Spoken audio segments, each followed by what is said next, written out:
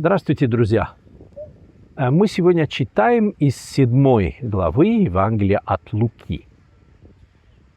Вот евангелист пишет следующий текст. Иисус пошел в город, называемый Наин, и с ним шли многие из учеников его и множество народа. Когда же он приблизился к городским воротам, тут выносили умершего, единственного сына у матери, а она была вдова. И много народа шло с нею из города. Увидев ее, Господь сжалился над нею и сказал ей: «Не плачь». И, подойдя, прикоснулся к одру. Несшие остановились, и он сказал: «Юноша, тебе говорю, встань». Мертвый, поднявшись, сел и стал говорить.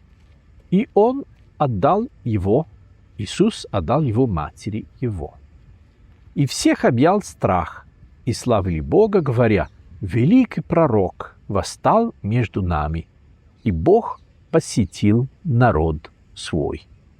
Вот этот рассказ о воскрешении единственного сына вдовы из города Наина мы находим только у евангелиста Луки. У других евангелистов отсутствует такой рассказ. И он, в общем-то, очень близок по содержанию к другим рассказам, но из Ветхого Завета.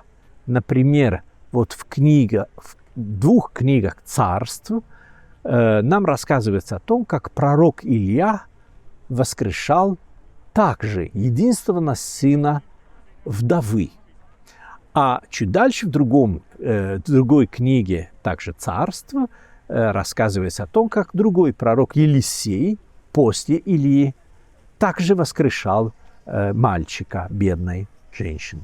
Мальчика, в смысле сына бедной женщины. Лука говорит о том, что с Иисусом шло множество учеников и очень много народу. И вот эта довольно большая группа из людей приближается к стенам города, а оттуда другая группа, другая процессия из людей, они выносят умершего мальчика.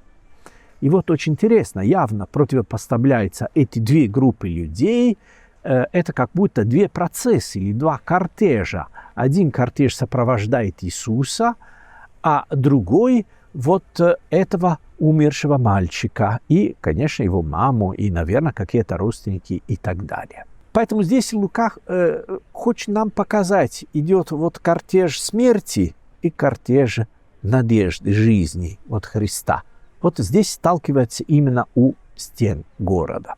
А дальше говорится о том, что умерший – это единственный сын вдовы. И тут надо понять, что в патриархальном обществе, в общем, вдовы это была самая незащищенная категория людей, будем так говорить. Потому что, конечно, кормилец семьи – это всегда муж, а когда умирает глава семейства, его вдова, его дети, сироты, они остаются без пропитания. И очень это трудно. Мы видим, что вот забота о вдовах вот в первой христианской общине, это, например, было очень серьезное служение, потому что именно вдовы и сироты были наименее незащищенные люди. И вот Иисус видит и понимает, что здесь крайне трудная ситуация. Смерть этого юноши – это настоящая трагедия для матери. Ведь если бы речь шла о маленьком мальчике, это было бы, может быть, и по-другому. А это юноша. То есть вот-вот этот молодой человек и будет кормильцем семьи своей матери, во всяком случае. Поэтому он как бы олицетворяет надежду. И вот надежда умерла. Это ситуация, когда нет никакой надежды. Именно потому Господь подходит и воскрешает мальчика.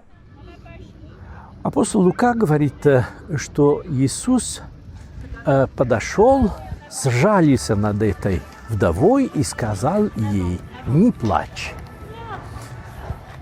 Вот интересно, что здесь это одно из немногих мест в Евангелии, где Иисус совершает чудо, и никто об этом его не просим. Вот эта вдова, наверное, даже не знала, кто такой Иисус. Просто сам Иисус подошел, жалился над ней. Вот так же Иисус всегда приходит, когда мы потеряли надежду. Он понимает, что там ситуация этой вдовы совершенно безнадежная, и потому сам подходит и сам вмешивается в эту историю.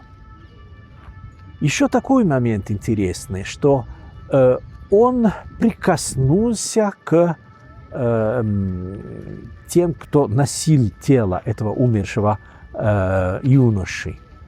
И это тоже надо понять, что тем самым он нарушает некий запрет, потому что строго запрещало трогать трупы. Сначала, видимо, по каким-то чисто гигиеническим причинам, но вообще-то это уже была религиозная традиция и запрет именно религиозный. А Иисус именно нарушает этот запрет. Там надо иметь в виду, что, скорее всего, вот кто-то носил какую-то деревяшку, на которой лежал труп этого мальчика, просто покрыто покрывалом. И он прикоснулся, как написано в Евангелии, нарушает эту традицию. Почему он это делает? Потому что гораздо важнее, чем соблюдение традиций для него, это милосердие, именно солидарность с этой женщиной. Почему? Именно потому, что она потеряла надежду. Вот когда нет надежды, Господь всегда готов прийти нам навстречу сам. Итак, друзья, мы видим в этом евангельском рассказе сначала то, что вот Иисус идет со своими учениками, с толпой народа, и, наверное, не думает о том, что увидит вот эту вдову, что будет вот этот умерший юноша, и что он воскреснет его. Может быть, он об этом не думал, может быть, и знал, мы этого не знаем. Но он идет не без цели. Дело в том, что он идет, и любая человеческая нужда для Христа – это как магнит, притягивает его. И вот в данном случае трагедия этой женщины, этой вдовы, которая потеряла единственного сына и потеряла, как мы видели, надежду на будущее. Вот это самое важное. Он хочет оказать ей солидарность. И важнее всего именно эта солидарность.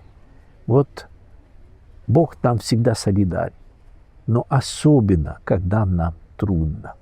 Вот Христос совершил это чудо, нарушая, как мы видели, традицию. Это именно потому, что приоритетно для Него это именно эта солидарность. Это самое важное для Него. Только когда видишь вот такую любовь и солидарность, понимаешь, кто такой Бог на самом деле. Что это Он не где-то за облаками, не интересуется нами не занимается, не заботится о нас, а ровно наоборот. Что это человеколюбивый Бог. Что первая Его забота – это как раз мы. Когда вот это видишь и чувствуешь, перестанешь бояться. Бояться смерти. Бояться даже Бога. Некоторые люди боятся Бога. Ровно наоборот, понимаешь, что без Него страшно, а с Ним совсем не страшно. Тем более это происходит, когда уже умерла надежда, как вот в случае с этой вдовой. А Бог нам возвращает надежду. Вот жить с надеждой – это совсем другая жизнь. Вот к этому нас и призывает сегодняшний Евангелие.